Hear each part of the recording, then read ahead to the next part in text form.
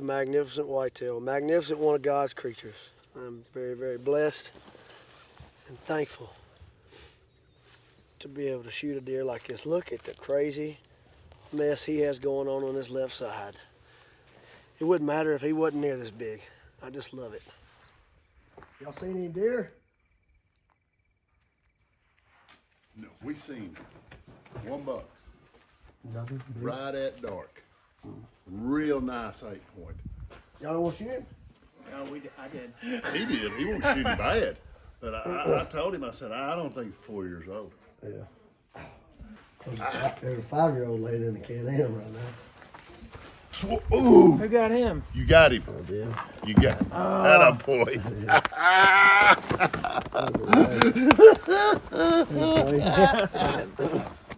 Sweet. Where did you kill him at? In the Come and drink water at the pond. Sitting on the levee. Early, they like to stick stuff in there for some reason. I guess because they like to have it on the nose. Ryan, if you want to sleep in, I'll take Quay in the morning. Sweet. Oh yeah. Always tomorrow.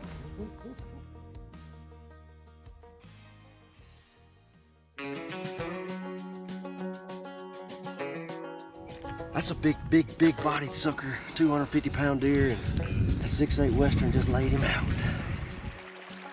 Thank you, Lord Jesus, for that. This is a blessing right here. This is like a once-in-a-lifetime opportunity to rattle in a deer this big on the ground, and killed a monster. Look at that band. Oh man. Killing. No, this is my 6th band, I think, in my life, but I've killed 2 in 2 days. 6 in my life. The North 40 buck. Oh my god, I should have shot that deer last year. I think that's the farthest shot I've ever taken on a buck. This is a deer of a lifetime for me. An absolute deer of a lifetime. Wicked Blend from Browning, the ultimate in waterfowl ammunition, featuring the Wicked Wad system. Aerodynamically stabilized for greater downrange energy and extra knockdown power. Loaded with precision bismuth and plated steel shot that delivers high energy retention with consistent tight patterns for cleaner kills and easy retrieves. Wicked Blend from Browning, the best there is. We're going to a place that we're kind of hunting off the ground. There's a lot of deer using the area. They're hitting a feeder right over this hill, but they're hitting it early at daylight. So if you go in there before daylight, you'll just blow them out and you can't see them. So we kind of timing it. Sun's popping up right now, so that when we pop over the hill, if there's one there, we could see him, possibly shoot him. But when we get on top of this hill, we can see for miles. We can see the pea field back off to the north. That most of the deer come from that pea field, and then they come back through all this plum brush and mesquite and everything else to bed. So that's our game plan. Get up on top of the hill. If there's one right in front of us, big one, kill him. But if we see one way off in the distance, we're gonna put some more miles on and try to move on him. So we got Quay shooting a Browning Long Range Pro Macmillan 28 nozzler. That gun's got some big inches of antler under its belt already this year. Jacob's killed a big one. Ryan's killed a big one in Texas with it. And we're gonna try to put one more on the ground. So we're fixing to get at it, sneak up over this hill and see what we can see.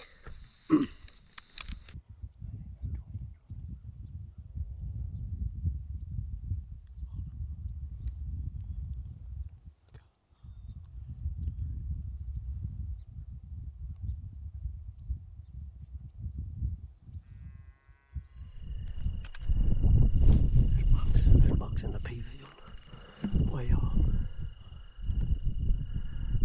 Big buck, big buck. Come on, we're going down here.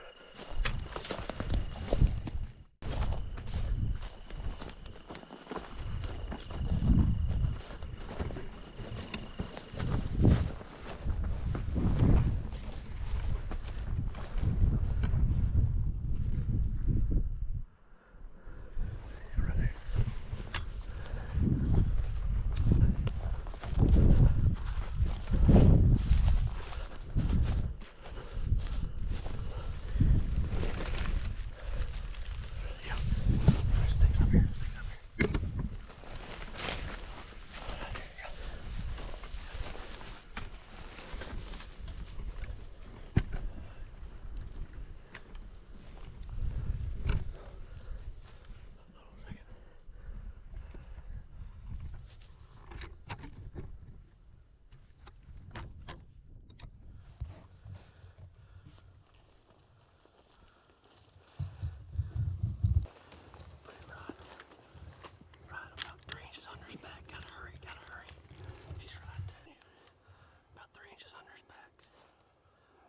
You see him?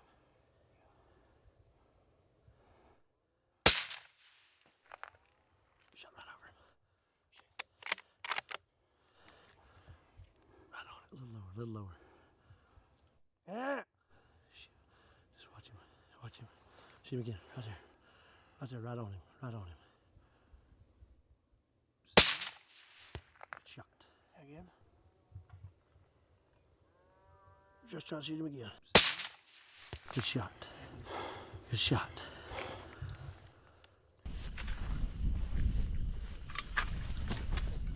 I have never seen. Feel his hair. He's like. Yeah, he's like a sheep. Yeah, that's crazy. He's got to be old. We had a little bit of a rodeo this morning, but that happens all the time hunting. Put Quay on the sticks, high stress environment after we had pretty much ran about a 400 yarder. And told him to shoot like as soon as possible because the brush and plums were so thick, we were crashing them going through there. And he was just looking at us. And I knew it was going to be about any minute or any second, not any minute, any second he was going to be gone forever. And I misjudged the yardage. I didn't have my rangefinder on me, and I guessed him at 300. I told him to shoot a little below the top of his back. And he probably wasn't quite 300, probably 275. He shot just, probably almost shot hair off the top of his back. And that second shot hit home. Could you hear that thump on that second shot though?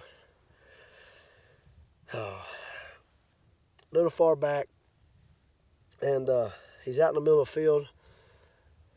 You probably could back it. He went over and laid down. We probably could have backed out and left him alone, and he would have died eventually. But you never know if a coyote's gonna come over and get him up. There's a lot of coyotes around here, and they may push him 3 miles before he dies. So if we got a rifle in our hands, we go after him and try to kill him right then.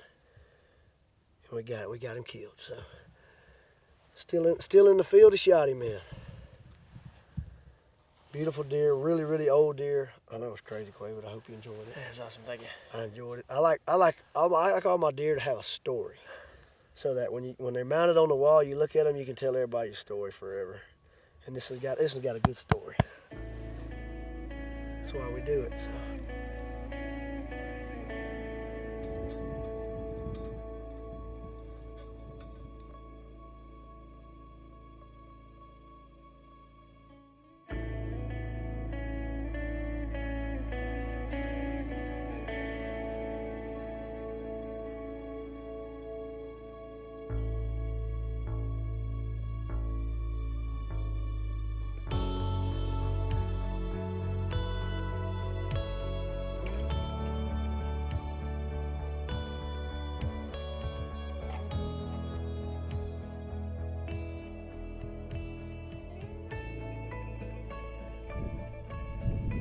Good morning.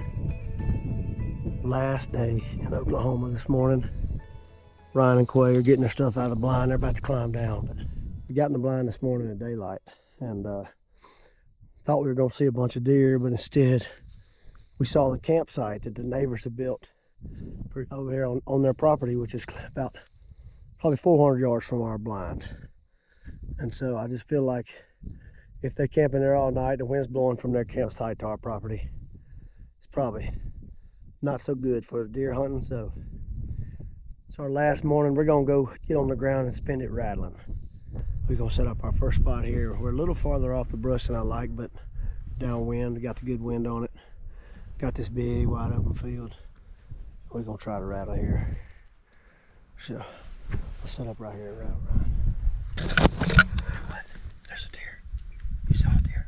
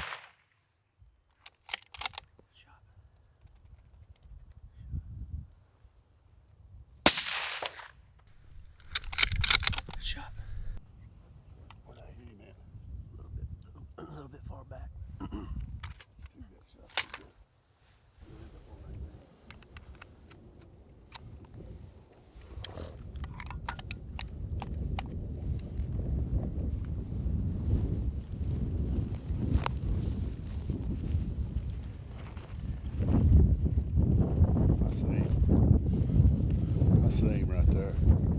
No. Yeah. Yeah, that is him.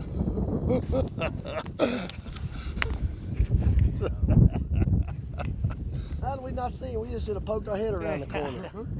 We was too nervous. You know, when we figured out that shot was just a little bit farther back than what I wanted it to be, I got nervous. He didn't go 30 But he yards. still didn't He go. might have fell on camera.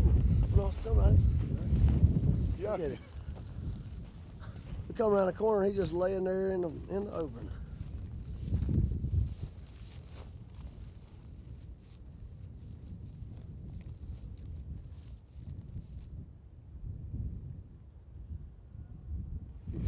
Oh yeah.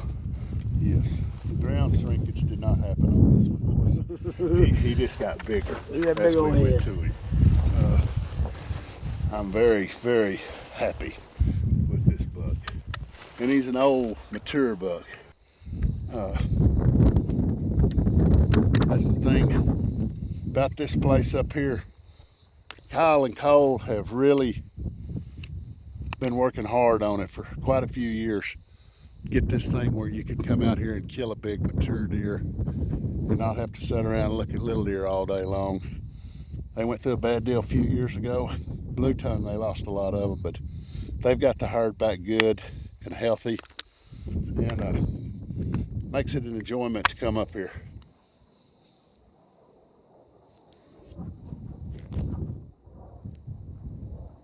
Big old gray face. Love it. Accuracy and innovation live on in Browning X-Bolt rifles. The X-Bolt Pro family features ultra-stable carbon fiber stocks, the protection of Cerakote finishes, fluted barrels and bolts, and the innovative Recoil Hog muzzle brake. The Recoil Hog reduces felt recoil by as much as 77% while minimizing muzzle climb and dust signature to keep your downrange target in sight. Put performance in your crosshairs and squeeze the trigger on X-Bolt accuracy today.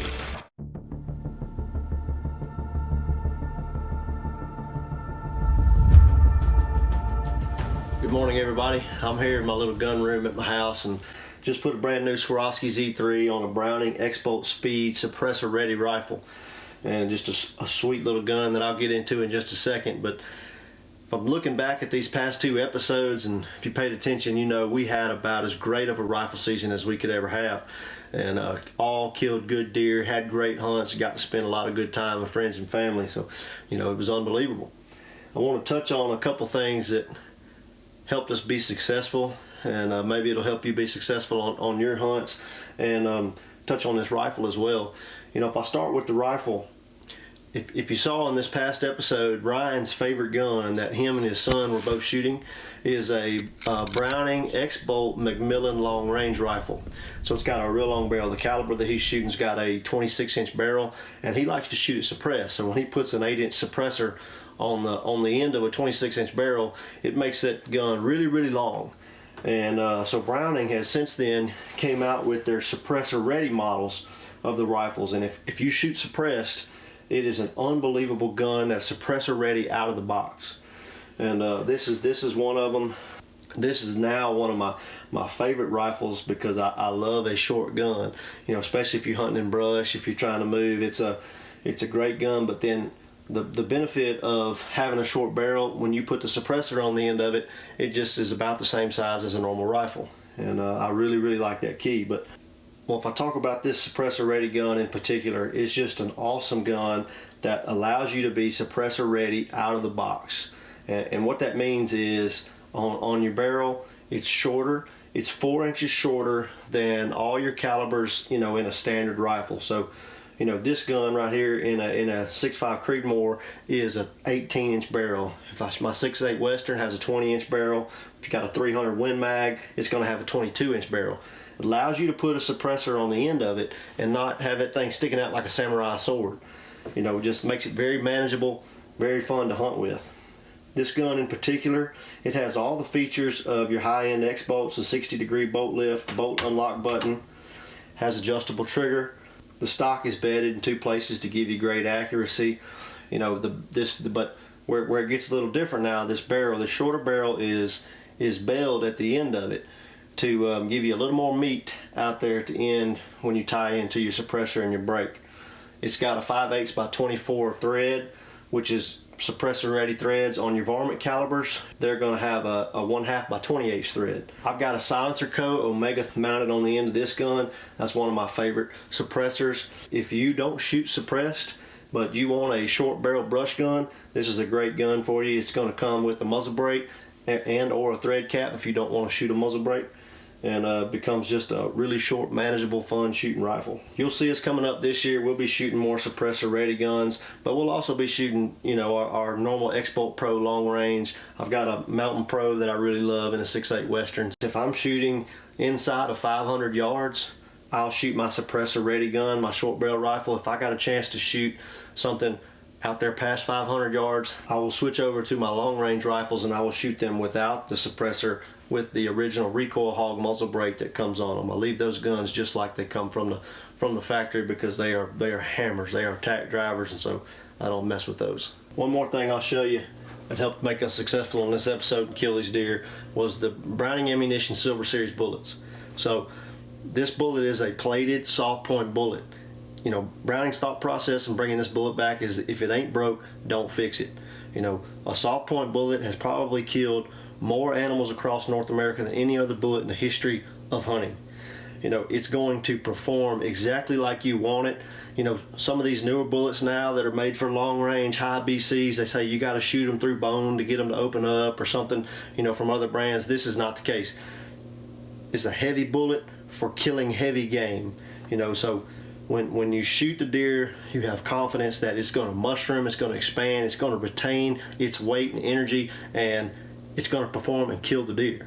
You saw in this past episode, 2 of these deer were hit a little far back. They both, you know, did not go very far. That's just a testament to that a good bullet doing its job will help you be more successful.